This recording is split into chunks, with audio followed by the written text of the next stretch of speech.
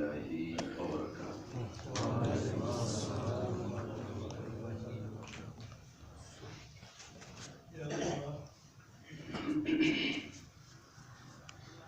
نحمده ونستعينه ونستغفره ونعوذ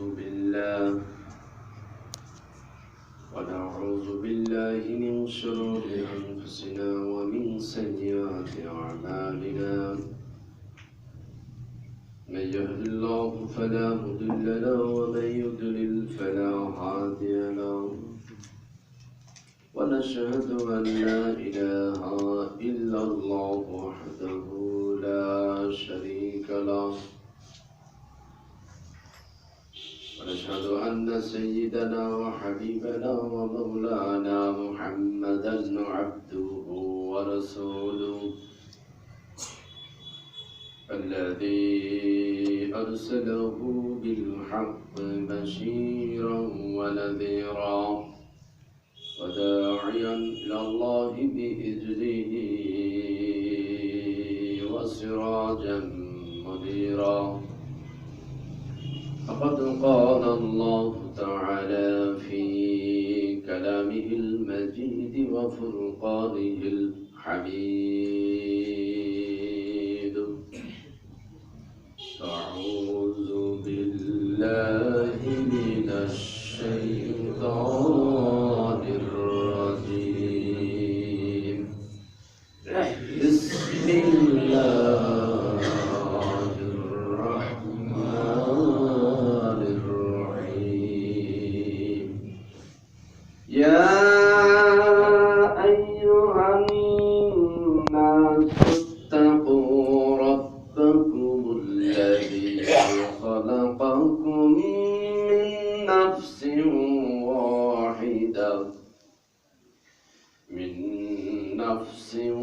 واحدة وخلق منها زوجها وبث منهما رجالا كثيرا ونساء. واتقوا الله الذي تساءلون به والأرحام إن الله كان عليكم رقيبا. صدق الله العظيم وصدق رسوله النبي الكريم ونحن على ذلك من الشاهدين والشاكرين الحمد لله رب العالمين.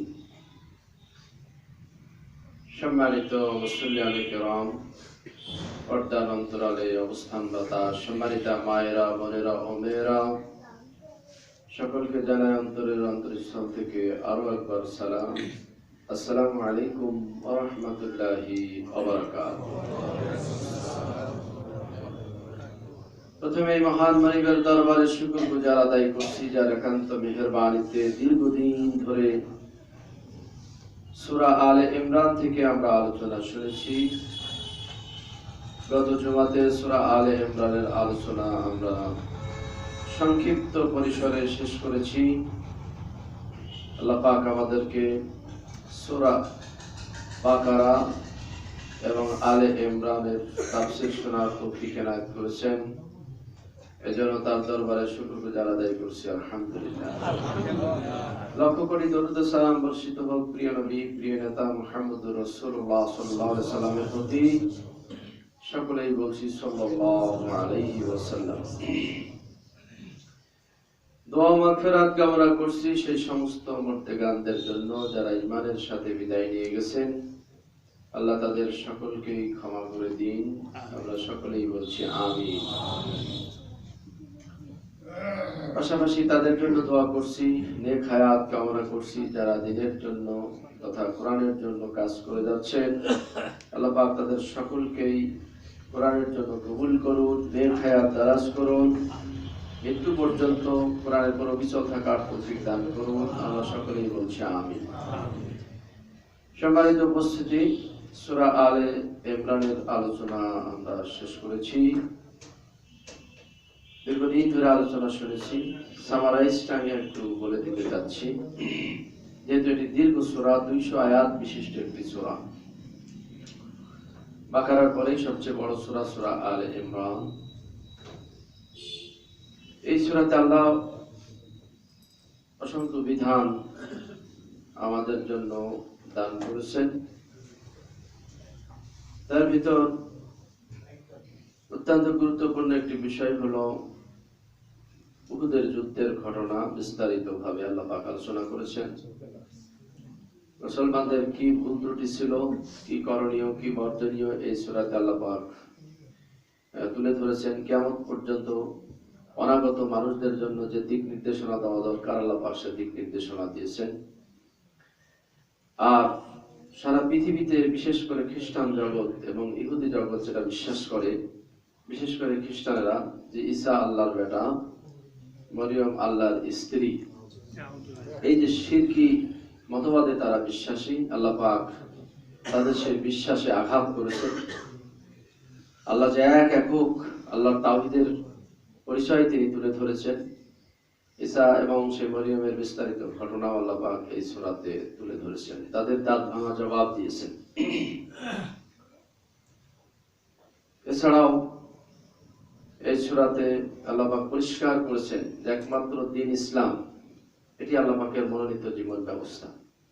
ইসলাম ছাড়া আল্লাহ অন্য কোনো মতাদর্শ, অন্য কোনো মত তিনি পছন্দ করেন না, এবং সেটি আল্লাহর দরবারে গ্রহণযোগ্য হবে না, সেটি আল্লাহ পাক বলে দিয়েছেন। তাহলে এই সূরার মাধ্যমে আল্লাহ পাক ক্লিয়ার করে দিয়েছেন, পরিষ্কার করেছেন আল্লাহর একত্ববাদ, তাওহীদের পরিচয় তিনি তুলে ধরেছেন। এরপর একমাত্র জীবন ব্যবস্থা আল্লাহর পক্ষ থেকে এসেছে ইসলাম। ইসলাম ছাড়া অন্য কোনো মতাদর্শ তিনি গ্রহণ করেন না, আল্লাহর নিকট অ্যাকসেপ্টেড নয়, এটি আল্লাহ পাক পরিষ্কার করে জানিয়ে দিয়েছেন। সম্মানিত বন্ধুগণ, এর জন্য আল্লাহর একত্ববাদ, তাওহীদ, এটা মেনে নিতে হবে এবং এর উপরে অটল থাকতে হবে।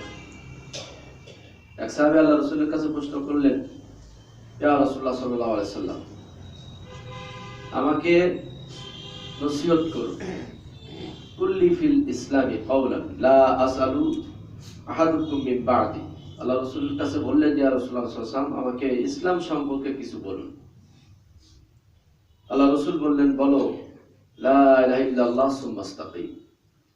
তুমি লা ইলাহা ইল্লাল্লাহ পড়ে নাও এবং এই বাক্যের উপরে অটল থাকো, ইস্তেকামাত থাকো, বিচল থাকো। এছাড়া অন্য হাদিসে আল্লাহ রাসূল বলেছেন, মান শাহিদা আল্লা ইলাহা ইল্লাল্লাহ ওয়া আন্না মুহাম্মাদার রাসূলুল্লাহ হারামাল্লাহু আলাইহি নার। যে ব্যক্তি সাক্ষ্য দিবে লা ইলাহা ইল্লাল্লাহ, আল্লাহ ছাড়া কোনো ইলাহ নাই, আল্লাহ ছাড়া কোনো মাবুদ নাই, মুহাম্মদুর রাসূলুল্লাহ সাল্লাল্লাহু আলাইহি ওয়াসাল্লাম তার মেসেঞ্জার, তার বার্তাবাহক, আল্লাহ পাক তার জন্য জাহান্নামের আগুন হারাম করে দিবেন।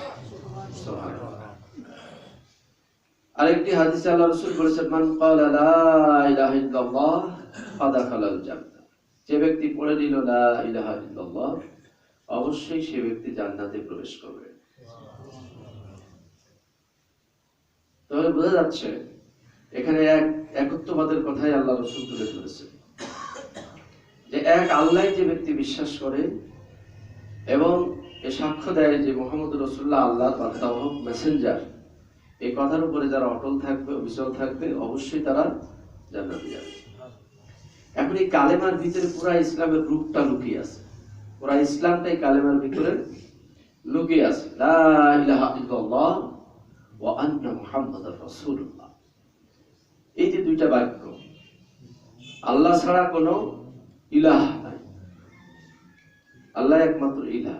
তো তিনি আমাদের আইনদাতা, জীবনদাতা, মৃত্যুদাতা, রিজিকদাতা, বিধানদাতা, আল্লাহ ছাড়া কেউ নাই।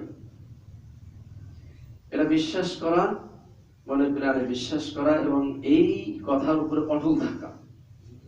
তার অর্থ আল্লাহ পাকের বিধান, আল্লাহ যা দান করেছেন এই বিধানকে মেনে নেওয়া, নত শিরে মেনে নেওয়াই হলো লা ইলাহা ইল্লাল্লাহ। তো এই বাক্যের ভিতরে আল্লাহ পাকের পুরা বিধান লুকিয়ে আছে। ওয়া আন্না মুহাম্মাদার রাসূলুল্লাহ, মুহাম্মদ সাল্লাল্লাহু আলাইহি সাল্লাম বার্তাবাহক, এর অর্থ হলো তিনি মেসেঞ্জার। প্র্যাকটিক্যাল আল্লাহ পাকের এই বিধানগুলো বাস্তবায়ন করে তিনি দেখিয়ে দিয়েছেন। তা রসুল যেভাবে দেখিয়েছেন সেভাবেই আমাদেরকে পালন করতে হবে। তাহলে এই দুইটি বাক্যের ভিতরে ইসলাম অর্থাৎ কোরআনের সকল বিধি ব্যবস্থা এর ভিতরে লুকিয়ে আছে, আছে না নাই? শুধু মুখে পড়লেই হবে না যে লা ইলাহা ইল্লাল্লাহ ওয়া আন্না মুহাম্মাদুর রাসূলুল্লাহ, তাহলে সে জান্নাতে চলে গেল। এই কথাটা আমাদের সমাজে প্রচলিত এবং প্রতিষ্ঠিত। কেউ যদি পড়ে নেয় লা ইলাহা ইল্লাল্লাহ মুহাম্মাদুর রাসূলুল্লাহ, আল্লাহর প্রতি তার বিশ্বাস এসে গেল, সে ঈমানদার, একদিন না একদিন সে ভেসে যাবে। এই কথাটা আমাদের সমাজে চালু আছে, আছে না নাই? কিন্তু আল্লাহ পাক পরিষ্কার করেছেন সূরা আনামের শেষের দিকে একটি আয়াতে, যে ব্যক্তি ঈমান আনলো, ঈমানের দাবি অনুযায়ী যদি ভালো কাজ না করে, এই ঈমান আল্লাহর দরবারে অ্যাকসেপ্টেড হবে। তো ঈমানের দাবি অনুযায়ী কি করতে হবে? ভালো কাজ করতে হবে। আর ঈমানটা আনতে হবে সময় থাকতেই। সময় শেষ হলে ঈমান আনলে চলবে না, চলবে? ঈমান আনতে হবে মৃত্যুর যথার্থ সময় পূর্বেই, যখন ভালো কাজ করারও সুযোগ আছে, মন্দ কাজ করারও সুযোগ আছে, তখন ঈমান আনতে হবে। কেউ যদি একবারে মৃত্যু যন্ত্রণা শুরু হয়ে গেছে এই সময় যদি ঈমান আনে, সেই ঈমানটা কি আল্লাহর দরবারে অ্যাকসেপ্ট হবে? আল্লাহ পরিষ্কার করে জানিয়ে দিয়েছেন। তাহলে বোঝা যাচ্ছে যে শুধু একটু সামান্যতম ঈমান থাকলে জান্নাতে যাবে, আল্লাহ পাক এই কথা কোরআন কারিমে বলছেন না। কোরআন কিন্তু বিরোধিতা করছে তার, ঠিক কিনা বলুন? কোরআন এই কথার বিরোধিতা করছে। এর আগেও আমি বলেছি, আবারও বলে দিচ্ছি। আল্লাহ পাক বললেন, হাল ইয়ানজুরুনা ইল্লা আন তা'তিয়াহুমুল মালায়েকা আও ইয়াতিয়া রাব্বুক আও ইয়াতিয়া বা'দু আয়াতি রাব্বিক লা ইয়ানফাউ নাফসান ঈমানুহা লাম তাকুন আমানাত মিন ক্বাবলু আও কাসাবাত ফি ঈমানিহা খায়রা। আল্লাহ পাক বলছেন, তারা কি অপেক্ষা করে তাদের নিকট ফেরেশতা আসবে, অথবা আল্লাহ পাক এসে তাদের ঈমানের ব্যাপারে সমাধান দিবেন, অথবা তাদের নিকট আল্লাহ পাকের কোন নিদর্শন আসবে, অর্থাৎ মৃত্যু যন্ত্রণা অথবা আযাব? এরপর আল্লাহ পাক বলছেন যে লা ইয়ানফাউ নাফসান ঈমানুহা লাম তাকুন আমানাত মিন ক্বাবলু। এই আযাব থেকে কেউ যদি ঈমান আনে, তার ঈমান কবুল করা হবে না যদি সে পূর্বে ঈমান না এনে থাকে। আও কাসাবাত ফি ঈমানিহা খায়রা, অথবা পূর্বে ঈমান এনেছে, ঈমানের দাবি অনুযায়ী ভালো কাজ করেনি। ঈমান আগেই এনেছে, ঈমানের দাবি অনুযায়ী ভালো কাজ করে নাই, তাহলে সেই ঈমানটা আল্লাহর দরবারে কবুল হবে না, অথবা সেই ঈমানের দ্বারা কোনো কল্যাণ সে পাবে না।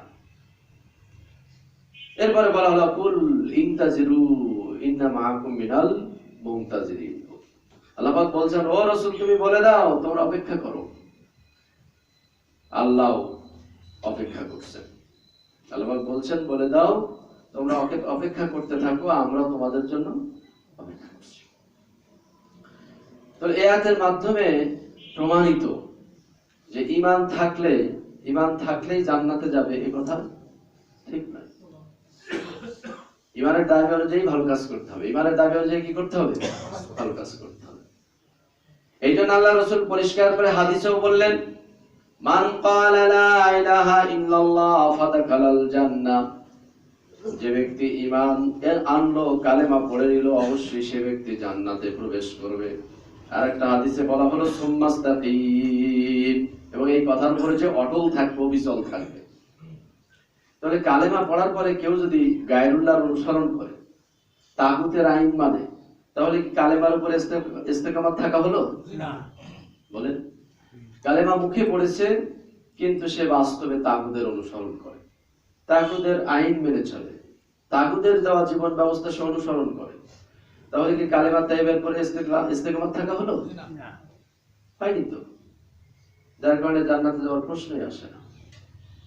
প্রিয় বন্ধুগণ, এই জন্য বিষয়গুলো ক্লিয়ার করতে হবে। আল্লাহ পাক সূরা আলে ইমরানে বিষয়টা পরিষ্কার করেছেন, ওয়া ইয়াবতাগি গায়রাল ইসলামি দীনান ফালা ইউকবালা মিনহু ওয়া হুয়া ফিল আখিরাতি মিনাল খাসিরিন।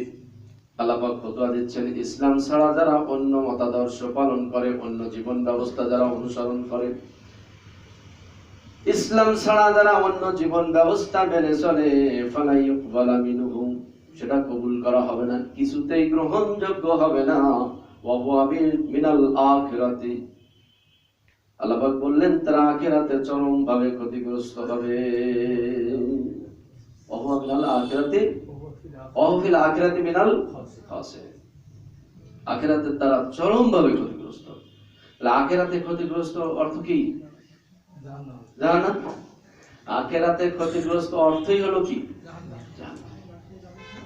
তাহলে ইসলাম ছাড়া অন্য কোন জীবন ব্যবস্থা অনুসরণ করা যাবে না।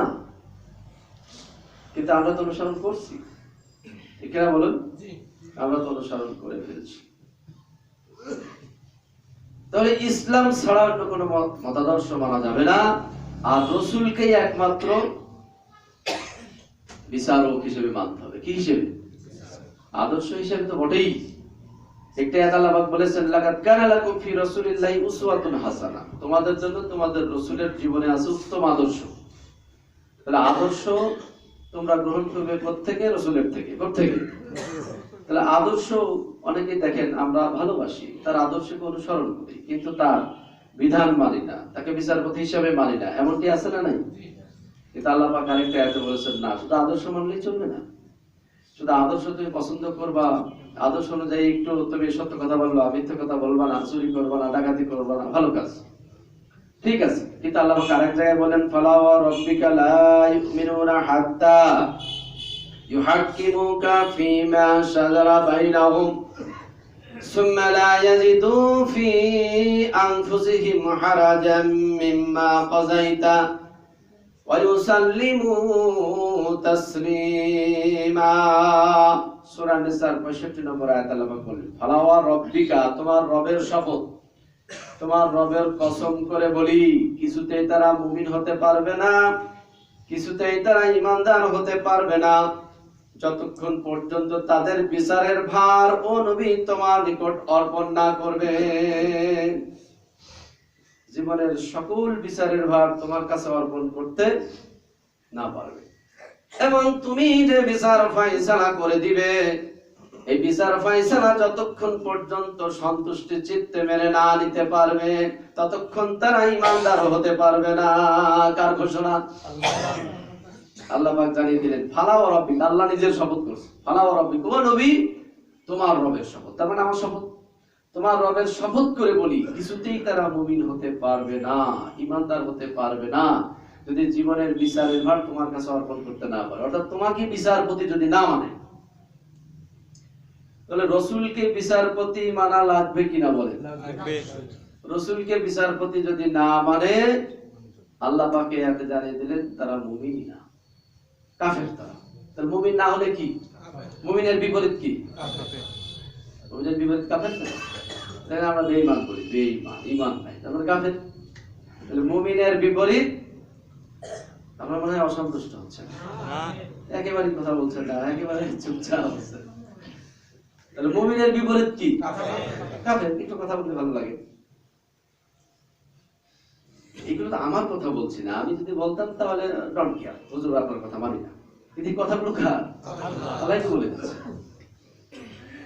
রাসূল তোমাকে যদি বিচারপতি হিসেবে না মানে, আমি আল্লাহ কসম করে বলছি, আমি আল্লাহ শপথ করে বলছি যে তারা কাফের। তারা কি? কাফের। তাহলে শুধু রাসূলের দু চারটা আদর্শ অনুসরণ করলে কি ঈমানদার হওয়া যাবে বলে? না। তাহলে রাসূলকে বিচারপতিও বলে, রাসূল যা ফয়সালা দিয়েছেন সেগুলো মানতে হবে। প্রিয় বন্ধুগণ, এজন্য ইসলাম ছাড়া অন্য কোন মতাদর্শ আল্লাহ যেমন গ্রহণ করবেন না, আল্লাহর নিকট যেমন গ্রহণযোগ্য নয়, তদ্রূপ রাসূলকে যদি বিচারপতি না মানি আমার সেই আমলও আল্লাহ কবুল করবেন না। বলেন বলেন রাসূলকে বিচারপতি আমরা বলেন, এখন আমরা কি মেনেছি রাসূলকে বিচারপতি? রাসূলকে বিচারক হিসেবে আমরা তো মানতে পারি নাই। তাহলে আমাদের ঈমানের দুর্বলতা আছে না নাই? আছে। বলেন আছে না নাই? আছে। তাহলে ঈমানদারি তো হবে না। সামান্য ঈমান থাকলে জান্নাতে যাবে, কোনো ভুয়া, এটা কোরআন প্রমাণ করে দিচ্ছে।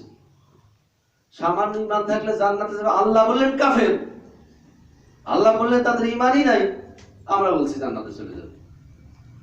এটা হবে? বলেন হবে না। কিন্তু এই সমস্ত আজগুবি কথা আমাদের সমাজে প্রচলিত এবং প্রতিষ্ঠিত কিনা বলুন? আল্লাহ পাক তার নিজের শপথ করে বললেন তারা ঈমানদারই না, কাফের তারা। রাসূল তোমাকে যদি বিচারপতি হিসেবে না মানে তারা কাফের। কিসের ৫ ওয়াক্ত সালাত আদায় করলো, সিয়াম পালন করলো, ২ ইসলামের বিধান পালন করলো, মুমিন হয়ে গেল? আল্লাহ পাক এই আয়াতের মাধ্যমে পরিষ্কার করে দিয়েছেন ঈমানদার না, মুমিন। তাহলে কালেমা লা ইলাহা ইল্লাল্লাহ মুহাম্মাদুর রাসূলুল্লাহ মুখে পড়লো, ঈমানদার? বলেন আপনি ঈমানদার? হতেই পারে না। এই জন্য আল্লাহ পাক বললেন, এই সূরা ইমরানে পরিষ্কার করে দিলেন যে ইসলাম ছাড়া যারা অন্য কোনো আদর্শ তালাশ করে, অন্য কোনো আদর্শ মেনে চলে, সেটা কিন্তু আমার নিকট গ্রহণযোগ্য না, সেটা আমি কবুল করবো না। আল্লাহ পাকের পক্ষ থেকে একমাত্র জীবন ব্যবস্থা এসেছে, সেটা কি? এই জন্য পৃথিবীর সকল নবী রাসূল এক কথাই বলেছেন। এই জন্য বলা হয় যে লক্ষ মন, লক্ষ মুখ, লক্ষ মুখের এক কথা, লক্ষ মনের এক ব্যথা, ঠিক না? লক্ষ মনের এক ব্যথা, লক্ষ মুখের একই কথা, তা হলো লা ইলাহা ইল্লাল্লাহ, ঠিক না? সকল নবী রাসূলদের একটাই কথা ছিল এবং ব্যথাও ছিল, একই ব্যথা ছিল তাদের। আর আমাদের লক্ষ মন, লক্ষ ব্যথা, লক্ষ মন, লক্ষ কথা, ঠিক কিনা বলুন?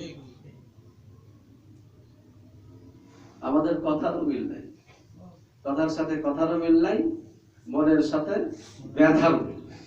আছে? আমাদের সকলের মনে কি এক ব্যথা আছে বলেন? নাই। আমাদের সকলের মুখে কি একই কথা আছে? কি বলবো আপনাদের দুঃখের কথা, আমাদের ভিতরের কথা আপনাদেরকে না বলি। যা হচ্ছে এখন তা তো আপনারা জানেন।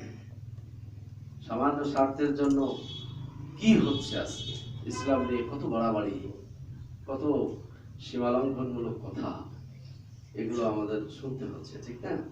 যদি আমাদের একই ব্যথা থাকতো তাহলে এই ধরনের বাড়াবাড়িমূলক কথা আসতো না।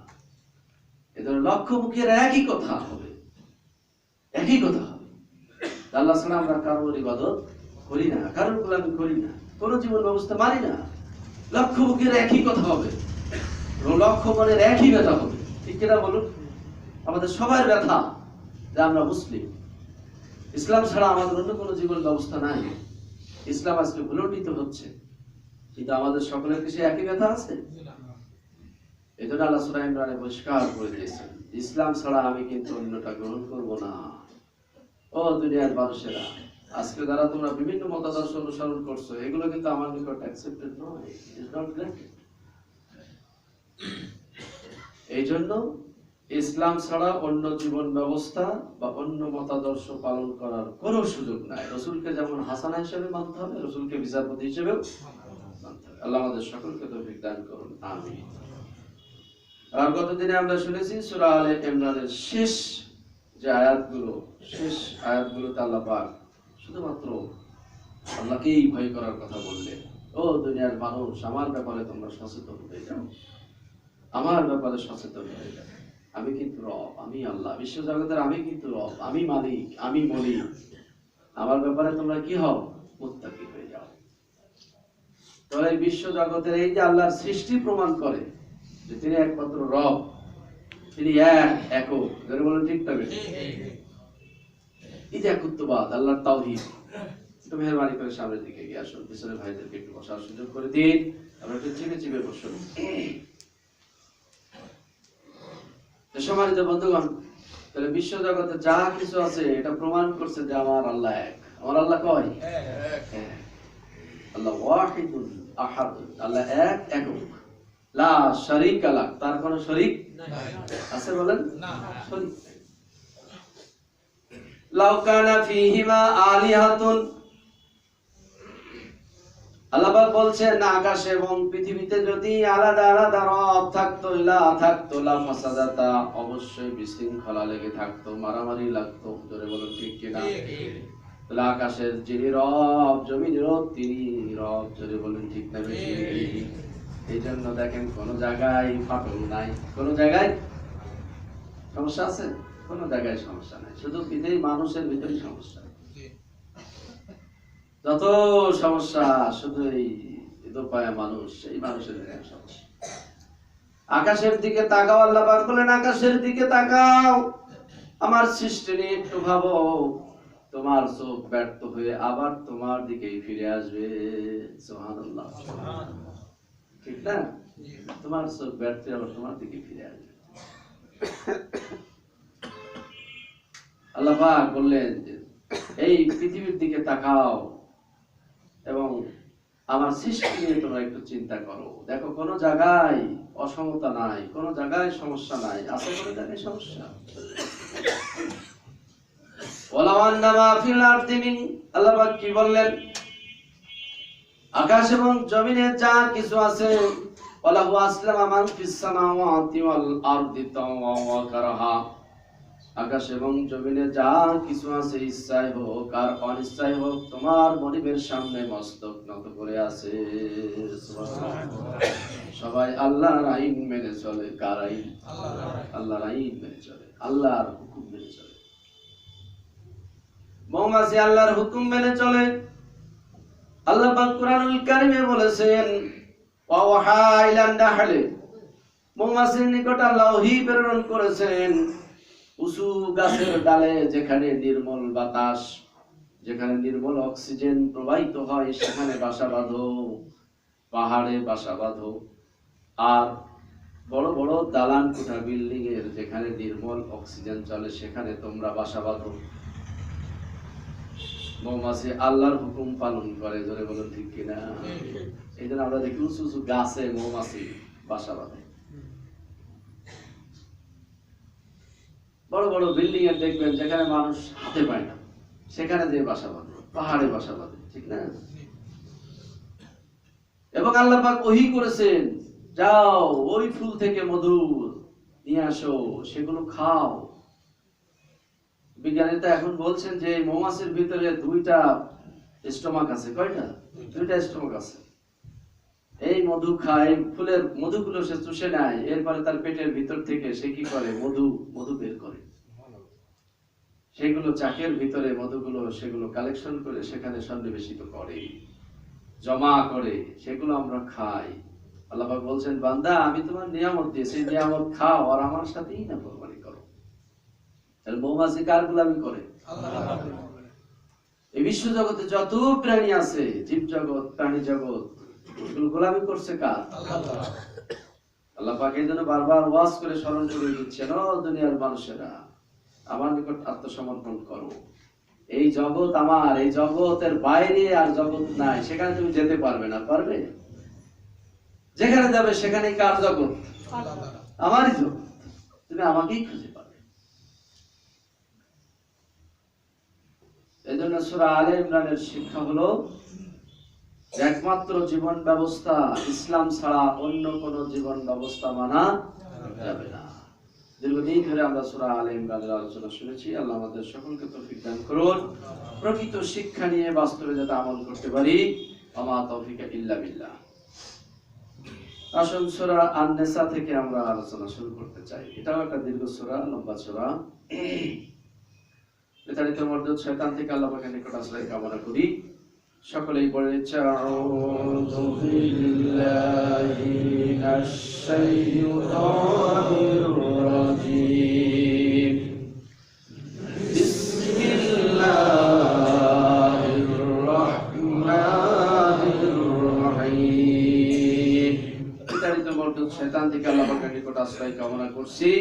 পরম করুণাময় দয়ালু আল্লাহ পাকের নামে শুরু করছি। يا أيها الناس اتقوا ربكم الذي خلقكم من نفس واحدة وخلق منها زوجها وبث منهما رجالا كثيرا ونساء واتقوا الله يا أيها الناس মানব সম্প্রদায় ইত্তাকু রাব্বাকুমুল্লাযী খালাকাকুম, তোমার সেই রবের ব্যাপারে মুত্তাকি হয়ে যাও, আল্লাহ সচেতন হয়ে যাও, যিনি তোমাদেরকে সৃষ্টি করেছেন মিন নাফসিন ওয়াহিদা, একজন মানুষ থেকে। কয়জন মানুষ? আল্লাহ পাক বলছেন ওয়া খালাকা মিনহা যাওজাহা, আর তার থেকেই তার স্ত্রীকে সৃষ্টি করা হয়েছে। ওয়াবাসসা মিনহুমা রিজালান কাসীরা। এরপরে তাদের দুইজন থেকে আল্লাহ নারী এবং পুরুষ পৃথিবীতে ছড়িয়ে দিয়েছেন। জোরে বলুন আল্লাহু আকবার। দুইজন মানুষ থেকেই সকল মানুষকে আল্লাহ পাক সৃষ্টি করেছেন। ওয়াত্তাকুল্লাহ, তোমরা সেই আল্লাহকে ভয় করো, আল্লাযী তাসালুনা বিহি ওয়াল আরহাম, আর যিনি যার ব্যাপারে তোমরা তাসালুনা প্রশ্ন করে থাকো, যার নামে তোমরা একে অপরের নিকট যাচ্ছা করে থাকো, প্রশ্ন করে থাকো। ওয়াল আরহাম, আর আত্মীয়তার ব্যাপারে, তাদের হক আদায়ের ব্যাপারে তোমরা আল্লাহকেই ভয় করো।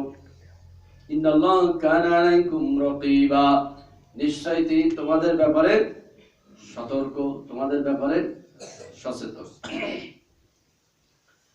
আল্লাহ পাক এই আয়াতে গোটা মানব গোষ্ঠীকে ডেকে বললেন, ইত্তাকু রাব্বাকুম, তোমাদের রবকেই তোমরা কি করো? ভয় করো। রবের ব্যাপারে তোমরা সচেতন হয়ে যাও। এর আগের আলোচনায় আমরা শুনেছি যে পৃথিবীর সব মানুষ কম বেশি মুত্তাকি। সব মানুষ কি মুত্তাকি? মুত্তাকি মানে আল্লাহ সচেতন, স্রষ্টার ব্যাপারে সচেতন। পৃথিবীর সকল মানুষ স্রষ্টার ব্যাপারে কম বেশি সচেতন, কারণ আমরা তো ইসলামের শিক্ষা নিয়েই পৃথিবীতে এসেছি, ঠিক কিনা বলুন? আল্লাহ আমাদেরকে মুসলিম করেই পৃথিবীতে পাঠিয়েছেন, যার কারণে পৃথিবীর সকল মানুষ বালেগ হওয়ার আগে মুসলিম থাকে। কি থাকে? এরপরে সে হয় ইহুদি, অথবা হয় নাসারা, অথবা হিন্দু। পরিবেশ এবং শিক্ষার কারণে সে ডাইভার্ট হয়ে অন্যদিকে যায়, ঠিক কিনা বলুন? তাহলে বালেগ হওয়ার আগ পর্যন্ত কি থাকে? মুসলিম থাকে। এই জন্য বলা হচ্ছে মাসালা যে বালেগ হওয়ার আগে যদি কোনো বাচ্চা মারা যায়, সে ইহুদির ঘরের হোক, সে নাসারার ঘরের হোক, মুসলমানের ঘরের হোক, হিন্দুর ঘরের হোক, আল্লাহর জান্নাতে যাবে। কোথায় যাবে? কারণ সে মুসলিম। তাহলে ইসলামের শিক্ষা দিয়ে আল্লাহ আমাদেরকে পৃথিবীতে পাঠিয়েছেন। আর আল্লাহ সূরা শামসে বলেছেন, ফাআলহামাহা ফুজুরাহা ওয়া তাকওয়াহা ক্বাদ আফলাহা মান যাক্কাহা ওয়া ক্বাদ খাবা মান দাসসাহা। আল্লাহ পাক বললেন, আমি মানুষকে ইলহামের মাধ্যমে কোনটি ভালো আর কোনটি মন্দ এটি জানিয়ে দিয়েছি। জোরে বলুন সুবহানাল্লাহ। তাহলে কোনটা ভালো অর্থাৎ ন্যায় আর কোনটা অন্যায় এটা জানিয়ে দিয়েছেন কে? আল্লাহ। ইলহামের মাধ্যমে আল্লাহ জানিয়ে দিয়েছেন। তাহলে পৃথিবীর সকল মানুষ, একমাত্র যারা মস্তিষ্ক বিকৃতি, পাগল ছাড়া পৃথিবীর সব মানুষকে আল্লাহ পাক ভালো মন্দ জ্ঞান দিয়ে পৃথিবীতে পাঠিয়েছেন। ইসলামের শিক্ষা দিয়েই পৃথিবীতে পাঠিয়েছেন, ঠিক কিনা বলুন? যার কারণে পৃথিবীর সব ধর্মের মানুষ দেখেন স্রষ্টার ব্যাপারে কিছু না কিছু তারা ভয় করে, সচেতন, ঠিক না? ইহুদিরা তো কিতাবধারী, তাদের ভিতরেও ভালো মানুষ আছে, তারাও পরকালে বিশ্বাস করে, স্রষ্টায় বিশ্বাস করে, কিন্তু আল্লাহর সাথে শিরক করেছে।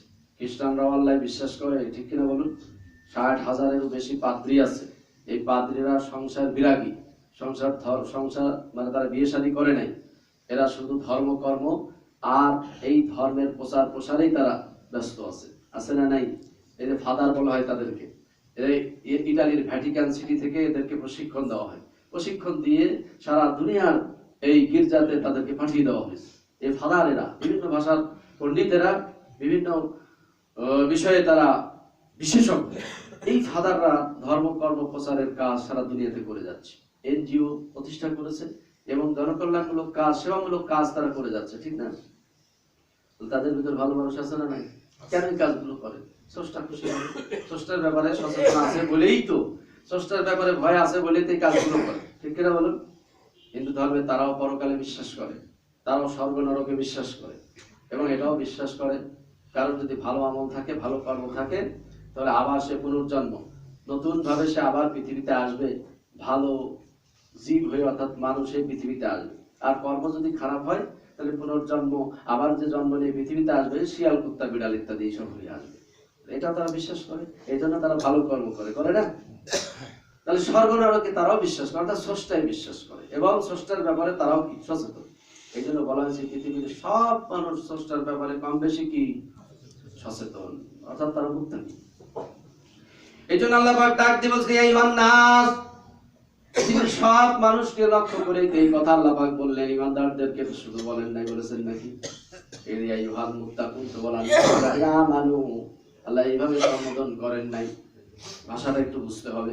আল্লাহ পাক এখানে আইয়ুহান নাস, গোটা মানব গোষ্ঠীকে ডেকে বললেন, ইত্তাকু রাব্বাকুম, তোমাদের রবের ব্যাপারে সচেতন হয়ে যাও।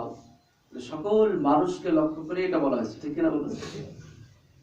এরপর আল্লাহ পাক জানিয়ে দিলেন, ও দুনিয়ার মানুষেরা শোনো, আল্লাযী খলাকাকুম মিন নাফসিন ওয়াহিদা, ও দুনিয়ার মানুষেরা শোনো শোনো, এক আত্মা থেকে অর্থাৎ একজন থেকেই তোমাদেরকে সৃষ্টি করা হয়েছে। তিনি হলেন কে? আদম।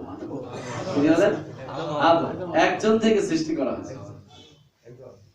তোমাদের বাবা কয়জন? তাহলে আমরা সবাই জন্মগত হবে কি? এখন আর বলছি না, জন্মগত হবে আমরা কি? ভাই ভাই, আদম সন্তান, ঠিক কিনা বল?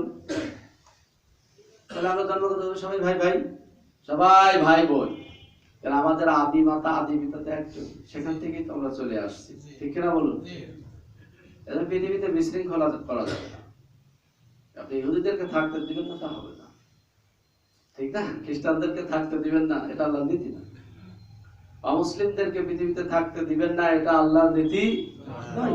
সবাই থাকবে, সবাই আদম সন্তান। তার ভিতরে কিছু আল্লাহর প্রতি ঈমান আনবে, কিছু আল্লাহকে অস্বীকার করবে, এটাই স্বাভাবিক, কিনা বলুন? তাদের সাথে কেমন আচরণ করতে হবে, কিভাবে চলতে হবে, সব নীতিমালা কোরআন কারিমে আছে না নাই? এই যে একটা ভ্রাতৃত্বের বন্ধন সৃষ্টি করার জন্য আল্লাহ পাক এই কথা বললেন। ভুলে যেও না, তোমরা একজনেরই সন্তান, আদি মাতা আদি পিতারই সন্তান, তাদের থেকেই তোমাদেরকে সৃষ্টি করা হয়েছে। অতএব তোমরা পৃথিবীতে বিশৃঙ্খলা করো না, মারামারি করো না, তোমার স্রষ্টার ব্যাপারে কি হয়ে যাও? সচেতন হয়ে যাও। ওয়া খালাকা মিনহা যাওজাহা ওয়া বাসসা মিনহুমা রিজালান কাসীরা। এরপর আল্লাহ পাক বললেন যে তিনি এই যে অগণিত মানুষ, নারী পুরুষ, তিনি এই যে ছড়িয়ে দিয়েছেন। ওয়াত্তাকুল্লাহ, আবার বলছে আল্লাহকেই ভয় করো, আল্লাহর ব্যাপারেই সচেতন হয়ে যাও। আল্লাযীনা তাসাআলুনা বিহি ওয়াল আরহাম, আর যার ব্যাপারে, যার কসম খেয়ে, শপথ খেয়ে তোমরা একে অপরে জিজ্ঞাসা করো, তার ব্যাপারে জানতে চাও, বা বিভিন্ন বিষয়ে তোমরা একে অপরে প্রশ্ন করে থাকো, সে আল্লাহর ব্যাপারে সচেতন হয়ে যাও। ওয়াল আরহাম, আর তোমাদের আত্মীয় স্বজন, নিকট আত্মীয় স্বজন। আরহাম যারা উলুল আরহাম, রেহেমের রেহেম হলো এক বছর, বহু বছর আরহাম। রেহেম মানে হলো ইউটেরাস, রেহেম মানে কি? ইউটেরাস, জরায়ু। আল্লাহ পাক বললেন এই যে মানে এটাকে কি বলবো? ব্লাড কানেকশন বলি না আমরা, ব্লাড কানেকশন। হ্যাঁ, এই জরায়ু, একই জরায়ুর যারা অধিবাসী, হ্যাঁ, এক মায়ের পেট থেকে যারা এসেছে, এই উলুল আরহাম, তাদেরকে উলুল আরহাম বলা হয়। আল্লাহ পাক বললেন তাদের ব্যাপারে কি? সচেতন থাকো, অর্থাৎ তাদের অধিকার আদায়ের ব্যাপারে সচেষ্ট থাকো, আল্লাহকেই ভয় করো, ফাঁকি দিও না। ইন্নাল্লাহা কানা আলাইকুম রাকিবা, নিশ্চয় তিনি তোমাদের ব্যাপারে জানেন, সচেতন তিনি। তাহলে এটা সূরা আন-নিসা, আমরা সরল অনুবাদ শুনলাম, তেলাওয়াত শুনলাম। এই সূরাটির নাম হলো সূরা আন-নিসা। সূরাটির নাম কি? আন-নিসা। নিসা মানে মহিলারা, মহিলাগণ। হ্যাঁ, সকল মহিলাদেরকে আল্লাহ পাক লক্ষ্য করে এখানে আন-নিসা বলেছে। এই সূরাতে আমরা জানি যে নামকরণের কারণ হলো পরিস্থিতির জন্য নামকরণ করা হয়। কিসের জন্য? পরিস্থিতির জন্য। কোরআনুল কারিমে 114টি সূরা আছে, আল্লাহ তাআলা নামে নামকরণ করা হয়েছে পরিস্থিতির জন্য। একজনের যদি 10টি সন্তান থাকে, তাহলে 10টা সন্তানের আলাদা আলাদা নামকরণ করা হয় কিসের জন্য? পরিস্থিতির জন্য, যাতে সহজে চেনা যায়। এজন্য কোরআনুল কারিমের এই সূরাগুলোর নামকরণ করেছে আল্লাহ রাসূল জিবরিল আমিনের পরামর্শ অনুযায়ী। জিবরিল আমিন যেভাবে বলেছেন আল্লাহ রাসূল সেভাবেই লিখেছেন, নিজের ইচ্ছা মাফিক রাখেন নাই। তো এই সূরাতে মহিলা সংক্রান্ত আলোচনা করা আছে, মহিলাদের ব্যাপারে বলা আছে। এই জন্য সূরাটির নামকরণ করা হয়েছে কি? সূরা আন-নিসা। এই সূরাটি হলো মাদানী সূরা। রাসূলের মাদানী জীবনে এই সূরাটি নাযিল হয়েছে, অর্থাৎ উহুদ যুদ্ধের পরে 3য় হিজরির শেষ দিক থেকে একবারে 5ম হিজরি পর্যন্ত এই সূরাটি নাযিল হয়েছে। এই সূরাতে আল্লাহ পাক একাধিক বিধান দিয়েছেন, বিশেষ করে হিজরতের পর যে কাজগুলো অপরিহার্য ছিল। যেমন দেখুন, তাফসীরে বলা হয়েছে যে 3টি কাজ ছিল অত্যন্ত গুরুত্বপূর্ণ। তার ভিতরে 1 নম্বর কাজ, নতুন ইসলামী সমাজ গঠন এর বিকাশ সাধন ছিল রাসূলের প্রধান কাজ, ঠিক না? আল্লাহ রাসূল মক্কা থেকে মদিনায় গেলেন, মাত্র কয়েকশো ঘর ছিল, জনপদ, ছোট একটি জনপদ। এই ছোট একটি জনপদ দিয়ে আল্লাহ রাসূল কি করলেন? একটা ইসলামী রাষ্ট্র করলেন, ছোট একটা রাষ্ট্র, ছোট্ট একটা জনপদকে নিয়ে তিনি ইসলামী বিধান বাস্তবায়ন করলেন। তো সেখানে সর্বপ্রথম যে কাজটি ছিল যে সমাজ গঠন এবং এর বিকাশ সাধন করার জন্য যে কাজগুলো অত্যন্ত গুরুত্বপূর্ণ ছিল, আল্লাহ পাক এই সূরাতে সেই বিষয়গুলো বলে দিয়েছেন। 2 নম্বর যেটা ছিল তাওহীদের ভিত্তিতে অনাচার মুক্ত একটি শক্তিশালী সমাজ গঠন, এটা প্রয়োজন ছিল। হ্যাঁ, তাওহীদের ভিত্তিতে। কারণ মদিনাতে আল্লাহ রাসূল যে দেখলেন যে সেখানে ইহুদিরা আছে, ইহুদিরা এক ঈশ্বরে বিশ্বাস করে না, তারা তো আল্লাহর সাথে শিরক করেছে এবং উজাইরকে আল্লাহর বেটা বানিয়েছে। ওখানে যে কিছু খ্রিস্টান পেলেন, তারা তো তৃতীয়বাদে বিশ্বাসী, তারা আল্লাহর সাথে শরীক করেছে। ওখানে আউস খাজরাজ পেলেন যারা মুত্তলিক মুশরিক, যারা তাদেরকে পেলেন। এই বহুজাতিক বাহিনী এখানে একটা আল্লাহ রাসূল সকল সম্প্রদায়কে নিয়ে, বিশেষ করে ইহুদি, খ্রিস্টান, মুত্তলিক এবং মুসলিম, তাদেরকে নিয়ে আল্লাহ রাসূল মদিনার সনদ গঠন করলেন এবং এক তাওহীদের ভিত্তিতে রাষ্ট্র পরিচালনার জন্য আল্লাহ রাসূলের যে বিষয়গুলো অত্যন্ত জরুরি ছিল, সেই বিষয়গুলো আল্লাহ পাক এই সূরাতে বলে দিয়েছে। 3 নম্বর যে বিষয়টি ছিল যে শোষণমুক্ত সমাজ গঠনে ইসলামকে সুপ্রতিষ্ঠিত করা। আল্লাহ রাসূল মদিনাতে যেয়ে দেখলেন সেখানে মানুষের প্রতি জুলুম করা হচ্ছে, অবিচার করা হচ্ছে এবং গোত্রে গোত্রে দ্বন্দ্ব, যুদ্ধ লেগে আছে। আওস খাজরাজের ভিতরে শত শত বছর ধরে তাদের ভিতরে যুদ্ধ চলছিল, যুদ্ধ বিগ্রহ। সামান্য ঘটনাকে কেন্দ্র করে তাদের ভিতরে বছরের পর বছর ধরে যুদ্ধ চলছে। আচ্ছা বলেন, এটাকে একটা জাতি যে সামান্য ঘোড়ার দৌড়কে কেন্দ্র করে 40 বছর যুদ্ধ হয়, এটা কোনো জাতি হলো? এটা ঘোড়ার প্রতিযোগিতাকে কেন্দ্র করে 40 বছর তাদের ভিতরে একটানা যুদ্ধ চলেছে। এরপরে একটা বর্ণনায় পাওয়া যায় যে 120 বছর ধরে তাদের ভিতরে যুদ্ধ চলছে। এই যে প্রতিশোধের আগুন, এ গোত্র গোত্রের এক লোককে হত্যা করত, আবার ওই গোত্র প্রতিশোধ নেওয়ার জন্য বিপরীত পক্ষকে তারা হত্যা করত। এইভাবে বছরের পর বছর ধরে তাদের ভিতরে এই হিংসা, বিদ্বেষ, কলহ, মারামারি তাদের ভিতরে চলছে। একটা মানে বিশৃঙ্খল একটা সমাজ আল্লাহ রাসূল দেখতে পেলেন। একটা শোষণমুক্ত সমাজ গঠন করার জন্য আল্লাহ রাসূল যে বিষয়গুলো জরুরি ছিল, অত্যন্ত জরুরি, অতীব জরুরি, আল্লাহ পাক সেই বিষয়গুলো সূরা আন-নিসাতে জানিয়ে দিলেন। সর্বপ্রথম নবীজি যে কাজটি করলেন, এই মদিনাতে যে মদিনার শান্তি শৃঙ্খলা বজায় রাখার জন্য, একটা সুন্দর একটা রাষ্ট্র গঠন করার জন্য আল্লাহ রাসূল মদিনার সনদ সব বাহিনীকে নিয়ে, অর্থাৎ সকল গোত্রকে নিয়ে, সকল দলকে নিয়ে একটা মদিনার সনদ গঠন করলেন। এরা মদিনার স্বার্থে কাজ করবে, রাষ্ট্রের বিরোধিতা করবে না, রাষ্ট্রের বিরুদ্ধে কাজ করবে না। এই চুক্তিতে তারা স্বাক্ষর করলো।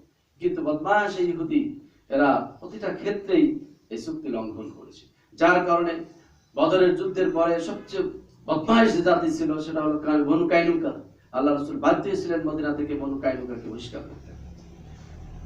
বনু কাইনুকাকে যখন বহিষ্কার করা হলো, ইহুদিরা খেপে গেল, তাদের মনের ভিতরে প্রতিশোধের আগুন দাও দাও করে জ্বলতে লাগলো।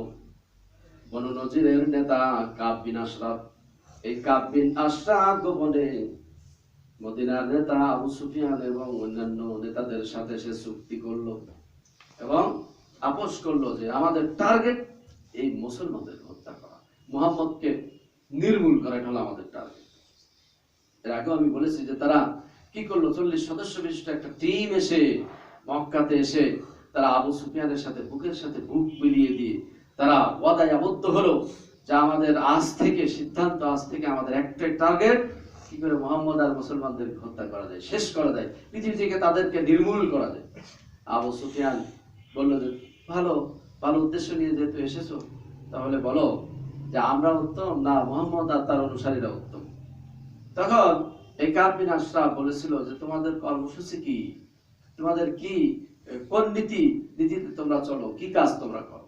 সেই সময় আবু সুফিয়ান বলেছিল আমরা হাজীদের পানি পান করাই, আমরা কাবা ঘর তওয়াফ করি, কুরবানি করি, এই সমস্ত ভালো কাজ আমরা করি।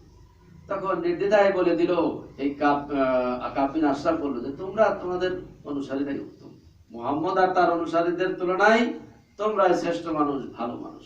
আবু সুফিয়ান বর্ষিয়ান নেতা সুযোগ পেয়ে গেল, রাজনীতিবিদ, তো বললো তাহলে এক কাজ করো, চলো কাবা ঘরের সাথে বুক মিলিয়ে তোমরা এই অঙ্গীকারটা করো। বিপদে পড়ে গেল। বাধ্য হয়ে কাব বিন আশরাফ তার যে 40 সদস্য বিশিষ্ট যে আলেমদের নিয়ে আসছিল, সেই জ্ঞানী গুণী পণ্ডিত ব্যক্তিদেরকে নিয়ে কাবা ঘর জড়িয়ে ধরলো, বুকের সাথে বুক মিলালো এবং বলল যে তোমরাই হক পথে আছো, তোমাদের আমরা সাহায্য করব, আর্থিকভাবে, দৈহিকভাবে, বুদ্ধি পরামর্শ দিয়ে সহযোগিতা করব। আমাদের কাজই হবে মদিনাকে শেষ করা। যার কারণে আল্লাহ রাসূল বাধ্য হয়ে উহুদ যুদ্ধের পরে এই বদমাশ এই বনু নজিরকে বহিষ্কার করছেন। সম্মানিত ভাইরা, সেই কথাগুলো এই মদিনা একটা সুন্দর একটি রাষ্ট্র গঠন করার জন্য যে বিষয়গুলো অত্যন্ত জরুরি ছিল, অতীব জরুরি ছিল, আল্লাহ পাক এই সূরাতে সেই বিষয়গুলো বলে দিয়েছেন। প্রথম যেটি বললেন যে কিভাবে রবকে অস্বীকার করবে, এই বিষয়ে তিনি আগেই বললেন যে দেখো আমি তোমাদের রব। এই যে বললেন ওত্তাকু রব্বাকুম, আমি তোমাদের রব। এই বিশ্বজগতের রব কে? আল্লাহ রব। তিনি বিশ্বজগৎ পালা পোষা করছেন। রব অর্থ হলো পালনেওয়ালা, যিনি পালা পোষা করেন তাকে কি বলে? রব বলে। আর রিস্ক হলো প্রভিশন অফ লাইফ, যিনি রিস্কের ব্যবস্থা করেছেন। রিস্ক মানে শুধু খাবার নয়, রিস্ক অর্থাৎ জীবনের জন্য যা দরকার, প্রভিশন অফ লাইফ যা দরকার, তার নাম কি?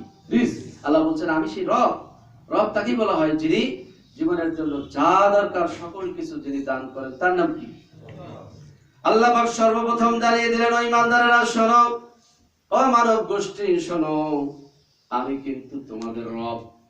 এই বিশ্ব জগৎকে পালাপোষা আমি করছি, বিশ্ব জাহানকে আমি পরিচালনা করছি। অর্থাৎ বিশ্ব জগতের জন্য যা দরকার সকল কিছু দান করেছেন কে? আমি দান করেছি। অতএব তোমরা আমারই গোলামি করো, আমাকে অস্বীকার করার সুযোগ আছে নাকি?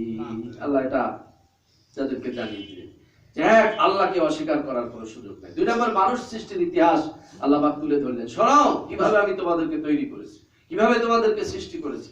এক আদম থেকেই তোমাদেরকে আমি তৈরি করেছি, এবং আজকে পৃথিবীতে তোমরা বাদশাহী করছো, নেতৃত্ব দিচ্ছ, জ্ঞানজাম করছো, ঝামেলা করছো, অনৈক্য সৃষ্টি করছো, কিন্তু আমি তোমাদেরকে সৃষ্টি করেছি একজন মানুষ থেকে। অতএব তোমরা সকলেই ভাই ভাই ঐক্যবদ্ধ হয়ে পৃথিবীতে থাকবে। এই পৃথিবীতে তোমরা বিশৃঙ্খলা সৃষ্টি করবে না, লা তুফসিদু ফিল আরদ, পৃথিবীতে ফাসাদ সৃষ্টি করবে না। 3 নম্বর আল্লাহ পাক বলেন সকল মানুষ একে অন্যায় মানে একে অপরের যে ভাই ভাই, এই কথাটা আল্লাহ পাক জানিয়ে দিলেন। এরপরে বলেন আত্মীয় স্বজনের সাথে সম্পর্কটা কেমন হয়, এই বিষয়টা আল্লাহ পাক জানিয়ে দিলেন। এটা মদিনা রাষ্ট্রের অত্যন্ত গুরুত্বপূর্ণ একটি বিষয়, আত্মীয় স্বজনের সাথে সম্পর্কটা কেমন হয়। এই জন্য আল্লাহ পাক বললেন যে ওয়াল আরহাম, আত্মীয় স্বজনের অধিকারের ব্যাপারে তোমরা এক আল্লাহকেই ভয় করবে। অর্থাৎ আত্মীয় স্বজনের অধিকার আদায় করতে হবে। এই রেহেমের অধিবাসী যারা, তাদের হক ফাঁকি দেওয়া। আজকে আমরা কি তাদের হক আদায় করি? বলেন না, হক আদায় হচ্ছে না। ভাই ভাইয়ের হক আদায় হচ্ছে না, বোনের হক আদায় হচ্ছে না, ফাঁকি দিয়ে দিচ্ছে। আত্মীয় স্বজনের দেখাশোনা আমরা করি না। আল্লাহ রাসূল বলেছেন যদি তোমরা সম্পদশালী হতে চাও, পৃথিবীতে দীর্ঘ আয়ু পেতে চাও, তাহলে আত্মীয় স্বজনের সাথে ভালো সম্পর্ক রাখো। তাহলে আত্মীয় স্বজনের সাথে সম্পর্ক যাদের যত ভালো, আল্লাহ পাক বললেন এই পৃথিবীতে তারা তত সম্মানিত হবে এবং দীর্ঘ আয়ু পাবে। সুবহানাল্লাহ বলবেন। তাহলে আত্মীয় স্বজনের হক আদায় করার দরকার আছে না নাই? আছে। আল্লাহ পাক এটা সতর্ক করে দিয়েছে। তো সম্মানিত ভাইরা, এই জন্য পিতামাতার হক আদায় করতে হবে, ভাই বোনের হক আদায় করতে হবে, ছেলে সন্তানের হক আদায় করতে হবে, চাচা ফুফি খালা মামার হক আদায় করতে হবে, নিকট প্রতিবেশী দূরবর্তী প্রতিবেশী তাদের হক আদায় করার দরকার আছে না নাই? আছে। আল্লাহ পাক জানিয়ে দিলেন যে একটা সুন্দর সুখী সমৃদ্ধশালী রাষ্ট্র গঠন করতে হলে এটা দরকার, পারিবারিক শান্তি দরকার, স্বস্তি দরকার। ঠিক কিনা বলুন? একটা সুন্দর একটা সমাজ গঠন করার জন্য এই আত্মীয়তার বন্ধন অটুট রাখতে হবে, তাদের হক আদায় করতে হবে। এরপর আল্লাহ পাক কি বললেন যে এতিমের অধিকার, এতিমের অধিকারের কথা বললেন। এই সমাজে যারা এতিম ভোকানাঙ্গা মানুষ, যাদের বাবা মারা গেছে, তাদের হক আদায় করতে হবে। বিশেষ করে উহুদ যুদ্ধের পরে অনেকে এতিম হয়ে গেল, আল্লাহ পাক তাদের বিধান দিলেন এতিমের সম্পদ তারা আত্মসাৎ করবে। দুর্বল মানুষ, তার লাঠি নাই, প্রতিবাদ করার মতো কেউ নাই, এজন্য তার সম্পদগুলো তারা আত্মসাৎ করে নিত। এই জন্য আল্লাহ পাক তাদের বিধান দিয়ে দিলেন। সুন্দর একটা রাষ্ট্র গঠন করতে হলে এটা একটা নীতিমালা, এতিমের হক আদায় করতে হবে। এই জন্য আল্লাহর নবী বললেন যে এই ঘরে এতিম থাকে আর এতিমের সাথে যদি খারাপ আচরণ করা হয়, পৃথিবীর ভিতরে সবচেয়ে খারাপ ঘর হলো ওটি। যারা বলেন নাউজুবিল্লাহ। যে ঘরে এতিম আছে আর এতিমের হক আদায় করা হয় না, তার সাথে খারাপ আচরণ করা হয়, আল্লাহ নবী বললেন ওই ঘরটা জাহান্নামের একটা অংশ, সবচেয়ে খারাপ ঘর। আর ওই ঘরটাই সবচেয়ে উত্তম যে ঘরে এতিম আছে, এতিমের হক আদায় করা হয়, তার অধিকার ফিরিয়ে দেওয়া হয়। এই জন্য এতিমের হক আদায় করার দরকার আছে না নাই? আমাদের সমাজে এতিম আছে কিনা? এতিম হলো, যেমন মানুষের ক্ষেত্রে এতিম হলো যার বাবা মারা যায়, আর পশুর ক্ষেত্রে এতিম হলো যে পশুর মা মারা যায়। যেই পশুর মা মারা যায় পশুটা এতিম। আর মানুষের ক্ষেত্রে যে যে মানুষের বাবা মারা গেছে সে কি? কারণ আমাদের এখানে তো অধিকাংশেরই বাবা নাই, ঠিক কিনা বলুন? আমরা কি সবাই এতিম? সবাই এতিম। এতিম একটা বয়স, নাবালক পর্যন্ত এতিম। নাবালক পর্যন্ত সে এতিম থাকবে, এরপরে কি হবে? আর এতিম থাকবে না। তো সম্মানিত ভাইরা, এই এতিমের অধিকারের ব্যাপারে আল্লাহ পাক এখানে বললেন, ওয়াতুল ইয়াতামা আমওয়ালাহুম, এতিমদের হক ফিরিয়ে দাও। ওয়ালা তাতাবাদদালুল খাবিসা বিত-তাইয়্যিব, আর তোমাদের পবিত্র সম্পদের সাথে তাতাবাদদালুল খাবিসা বিত-তাইয়্যিব, অর্থাৎ খবিসের সাথে, খারাপ সম্পদের সাথে ভালো সম্পদ তোমরা মিশিয়ে ফেলো না। ওয়ালা তাকুলু আমওয়ালাহুম, আর তাদের সম্পদ তোমরা আত্মসাৎ করো, অর্থাৎ খেও না। ইলা আমওয়ালিকুম, তোমাদের সম্পদের সাথে তাদের সম্পদটা মিলিয়ে ফেলো না, একসাথে সেটা তোমরা খেয়ে ফেলো না। ইন্নাহু কানা হুববান কাবীরা, এটা নিঃসন্দেহে সবচেয়ে একটা বড় পাপ, মারাত্মক অপরাধ। তো উহুদের যুদ্ধের পরে অনেক সাহাবী শাহাদাত বরণ করলেন। কতজন? 70 জন সাহাবী শাহাদাত বরণ করলেন, এতিম হয়ে গেল। অধিকাংশ বাচ্চারা এতিম হয়ে গেল। তাদের বিষয়ে কি বিধান? তাদের অধিকার লঙ্ঘিত হতে লাগলো। অনেকেই করলো কি, এতিম বাচ্চাদের সম্পত্তিগুলো তারা আত্মসাৎ করে নিতে লাগলো। এতিম যারা মেয়ে তাদেরকে কি করলো? তাদের সম্পদগুলো তারা আত্মসাৎ করতে লাগলো। তাদেরকে বিয়ে দেয় অথচ তাদের সম্পদগুলো দেয় না, ফিরিয়ে দেয় না, তাদেরকে ঠিক রকম মোহর দেয় না। যার কারণে আল্লাহ পাক এখানে এই বিধান দিলেন এই মেয়েদের ব্যাপারে, এতিম মেয়েদের ব্যাপারে, এতিম ছেলেদের ব্যাপারে, যে তারা যতদিন নাবালক থাকবে, সাবালক হওয়া পর্যন্ত, বুদ্ধিজ্ঞান হওয়া পর্যন্ত তাদের সম্পদগুলো তোমরা কি করবে? সংরক্ষণ করবে, দেখাশোনা করবে। আর যখন বালেগ হবে তাদের সম্পত্তিটা তাদের কাছে ফিরিয়ে দেবে। হ্যাঁ, শেষ করে দিব। আমরা আজকে আর বেশি আগাতে পারছি না। এখানে এই যে অধিকার, এই যে মানে রাষ্ট্র, ইসলামী রাষ্ট্রের জন্য যে বিষয়গুলো অত্যন্ত জরুরি, সুন্দর একটা সমাজ, নির্মল সমাজ গঠনের জন্য যে বিষয়গুলো অত্যন্ত জরুরি, সেই বিষয়গুলো আল্লাহ ধীরে ধীরে একটার পর একটা বর্ণনা করেছে। শুধু বিধান আর বিধান, আপনারা অবাক হয়ে যাবেন, দেখবেন এত চমৎকার বিধান আল্লাহ পাক দিয়েছেন। সেগুলো আমরা সায়েন্টিফিক ওয়েতে আমরা আলোচনা করবো ইনশাআল্লাহ। এর উপকারিতা আমরা নিয়ে কথা বলবো। আপনারা আশা করি প্রতি জমাতে আসবেন, আলোচনাগুলো শুনবেন, বিষয়গুলো, বিধানগুলো জেনে দিবেন, তাহলে আমরা বাস্তব জীবনে এগুলো আমল করতে পারবো। সম্মানিত উপস্থিতি, পরিশেষে আমি যে কথা বলতে চাচ্ছি যে আত্মীয় স্বজন, আত্মীয়, এই যে আত্মার সাথে যাদের সম্পর্ক, তাদের নাম কি? তারা হলো আত্মীয়। এই রেহেমের ব্যাপারে আল্লাহ রসুল বলেছেন যে আত্মীয় স্বজনের হক আদায় করে না, সে কোথায় যাবে? তাহলে সালাত আদায় করে কি করবো বলেন? সালাত, সিয়াম, যাকাত, হজ, এত কিছু আদায় করলাম, কিন্তু আত্মীয়ের সাথে আমার সম্পর্ক খারাপ, আত্মীয়ের সাথে আমার সম্পর্ক ভালো না। আল্লাহ রসুল ঘোষণা দিয়েছেন, তুমি যাবা কোথায়? বলেন, কোথায় যাবে? আত্মীয় স্বজনের সাথে হক, আত্মীয় অধিকার এবং তাদের সাথে সুসম্পর্ক রাখার দরকার আছে না নাই? আমরা আজ থেকে অঙ্গীকার করবো, এতদিন যা সম্পর্ক নষ্ট হয়েছে, ভাই ভাইয়ের বুকের সাথে বুকটা মিলিয়ে দিব। বোনকে, যার সাথে সম্পর্ক খারাপ, বোনকে আবার দাওয়াত দিয়ে নিয়ে আসবো, তাদের সাথে সুসম্পর্ক গড়ে তুলবো। শ্বশুরের সাথে যদি সম্পর্ক খারাপ হয়, সম্পর্ক আবার